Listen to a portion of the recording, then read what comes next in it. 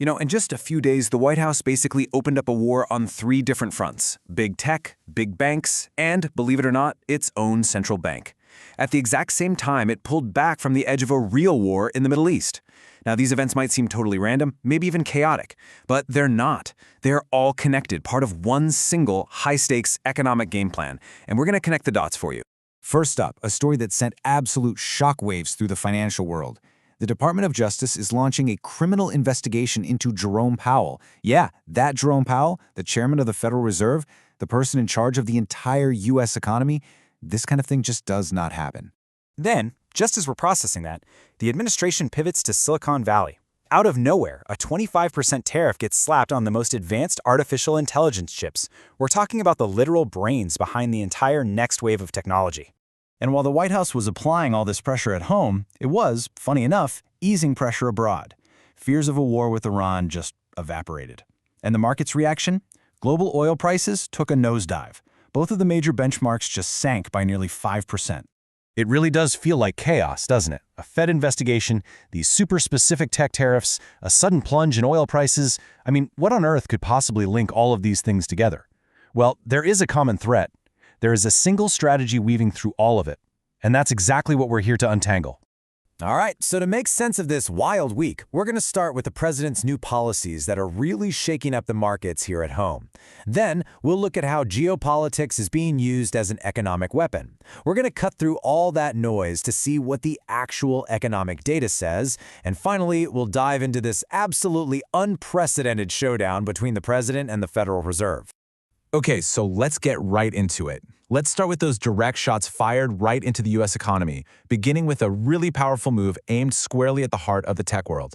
So this 25% tariff, this wasn't some broad, sweeping tax on all imports. No, the administration took aim at something incredibly specific: the most powerful computer chips out there, the ones that are literally fueling the entire AI revolution. And just look at how narrow this focus is. This isn't about every semiconductor. It is a surgical strike on the top-of-the-line chips from giants like NVIDIA and AMD. So what's the goal? Well, the administration says it wants to force these companies to bring manufacturing back to the U.S., which makes sense when you realize we only make about 10% of the chips we design right here at home. The second big move hits a lot closer to home for millions of people: household debt. The president revived a key campaign promise, calling for a temporary but super aggressive 10% cap on all credit card interest rates. And this immediately kicked off a huge fight. On one side, you have the White House framing this as a way to stop everyday Americans from being, quote, ripped off. But the banking industry, they fired back hard. They called the plan devastating and argued that, far from helping people, it would actually force them to cut off credit for millions of families. Okay, so while the administration was trying to steer the economy at home, it was also making some big moves on the world stage, using foreign policy as an economic tool, and creating some pretty immediate ripple effects in the global energy markets. You know, after days of rising tensions and a lot of talk about a potential military conflict, the president's comments signaled a major step back from the brink with Iran. And that immediately calmed down the markets, which had been getting really nervous about a huge disruption to the world's oil supply. And the reaction was, well, instantaneous. As soon as those fears of war started to fade, both major oil benchmarks, that's Brent and WTI crude, which basically set the global and U.S. prices, they both dropped by almost 5%. It just goes to show you the power of a few words on a very jittery market. But as things cooled off with Iran, a whole new plan started to emerge over in Venezuela. Following the recent ouster of President Maduro, Trump laid out this really bold vision for American companies to basically go in and take charge of Venezuela's totally collapsed oil industry. Now, this is way easier said than done.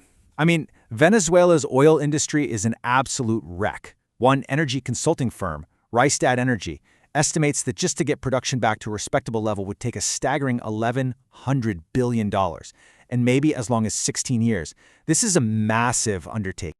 And yeah, the big oil companies, they are not exactly lining up for this.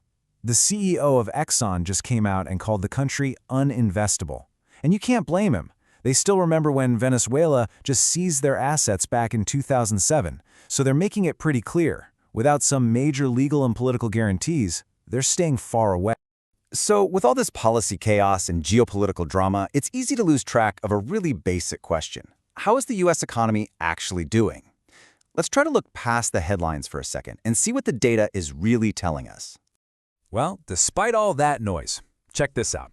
Initial jobless claims for the week ending January 10th came in at just 198,000.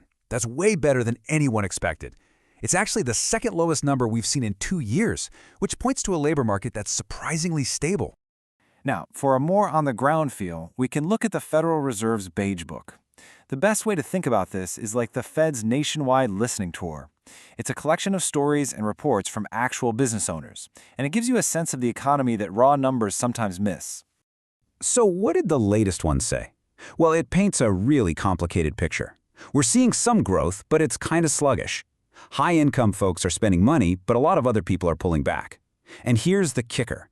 It confirms that those tariff costs we talked about, well, businesses aren't eating those costs anymore. They're being passed directly on to you, the consumer. And this whole mixed-up economic picture, it brings us to the final and honestly maybe the most important piece of this whole puzzle, the escalating war between the White House and the one institution that's designed to be completely independent from politics, the Federal Reserve. You know, this fight didn't just pop up out of nowhere. It's been building for years. After Trump appointed Powell back in 2017, he started openly attacking him, even calling him terrible. But what started as verbal attacks has now escalated into something else entirely. A seemingly minor testimony about building renovation costs is now the official reason for a full-blown criminal investigation.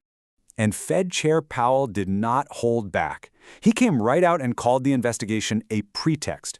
Basically, a flimsy excuse to put political pressure on the central bank. The stakes here are just incredibly high.